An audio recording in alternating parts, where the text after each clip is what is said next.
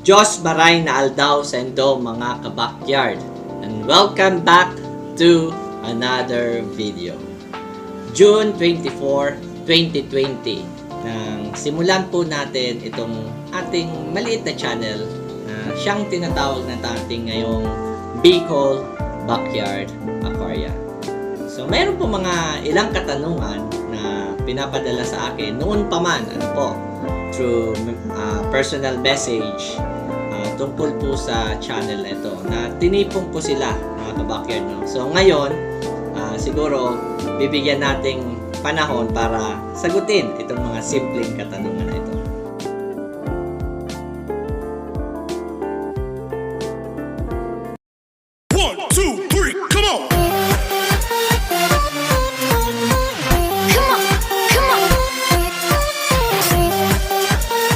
Welcome to Bicol Backyard Aquaria!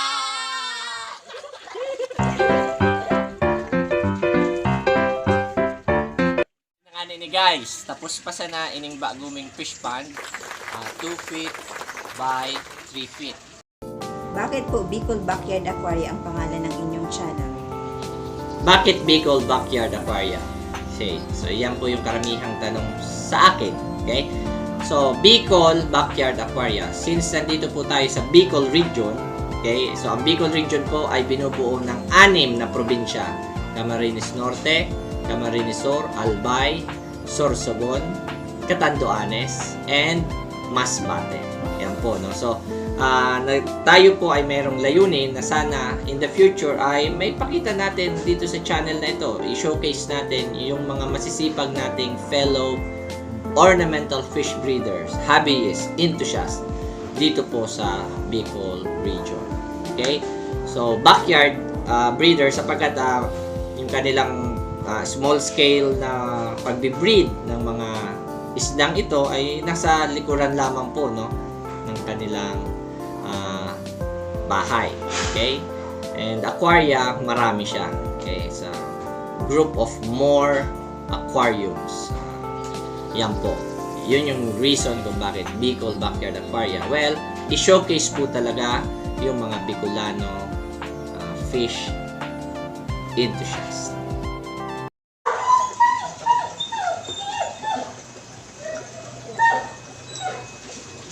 Arn ka bang Arn?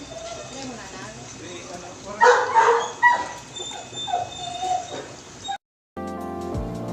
Paano po kayo nagsimula sa pag-aalaga at pagpaparami ng mga isda? Well, nagsimula ako mag-alaga ng isda since elementary days pa, no? Elementary pa ako noon. Naalala ko, yung pinakaunang nabili kong isda ay swordtail. Okay?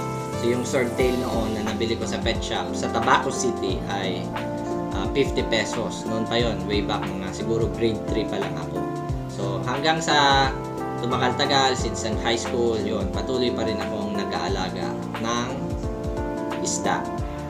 At yung pagpaparami naman or yung pagbe-breed, way back 2013, tayo po ay nabigyan ng sertipiko ng BFAR, okay? Ng Bureau of Fisheries and Aquatic Research na maging cooperative sa kanila, okay? Cooperator, which is tayo po ay nag-undergo ng training sa BFAR about hatchery, grow out of ornamental fish. Ayan po. Okay? So, that was way back 2013. Okay?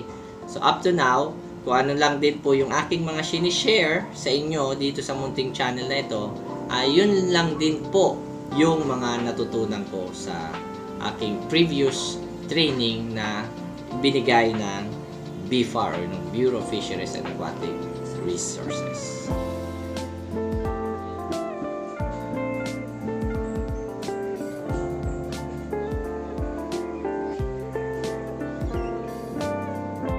Bukod sa pag-aalaga ng isda, ano pa po ang mga pinagkakaabalahan nyo?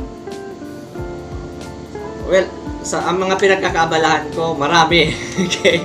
So, before we are teaching, okay, nagtuturo po ako, okay, ng swimming sa mga bata. Okay? So, coach po ako ng swimming sa mga bata. as well sa aking anak na si Priya. And also, nagta-triathlon din po tayo. Okay? Ano pa ba?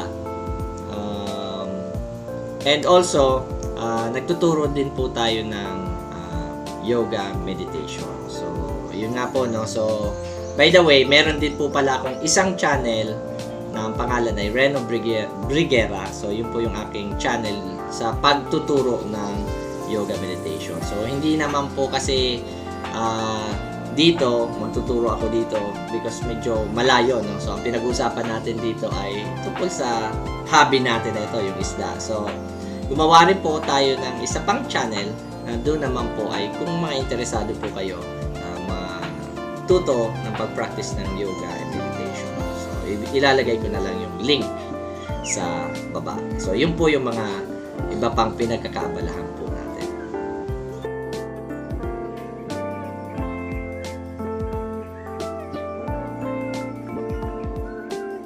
Ang mga plano for the coming years ng inyong channel na Bicol Backyard Aquarium.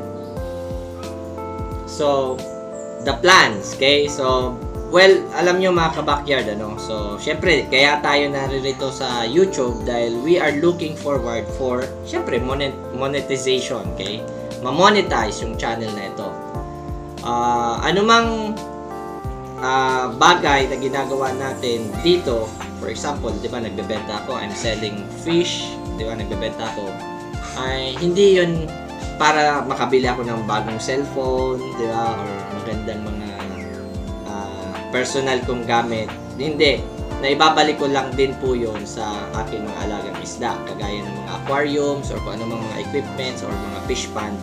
So, kung ano man yung nakukuha ko doon na mga income ay naibabalik ko doon sa kanila. That is the first, okay? Improvement ng facility. Okay? Yung mga equipments natin para sa vlog. Okay? And pangalawa ay syempre ito yung pinaka sabi ko nga yung personal na goal ko. Okay? Since po yung Bicol region ay according sa statistics, ano po, kabilang po ang Bicol region sa mga listahan ng mga maraming mga malnutrition ng mga bata. Okay? So undernourished children. So isa po yun sa ating future goals na makapag-held po tayo ng share a meal programs sa mga bata. Okay? So, we are still working on that. Okay? So, pero syempre, kukunin pa rin natin yon dito pa rin. Okay? Sa ating, ito, yung sa likodan. Okay?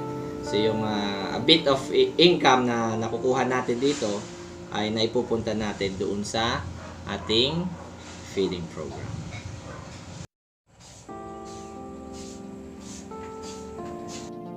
So that's it mga ka-backyard, ano? So thank you very much for watching this video. So iiwan natin itong video na ito sa ngayon.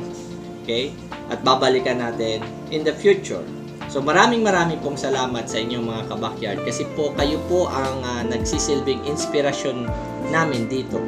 Okay? Kung hindi po dahil sa inyong mga PM, sa inyong mga katanungan, ay hindi po tayo makapagbibigay ng mga idea sa pag-aalaga ng mga isda.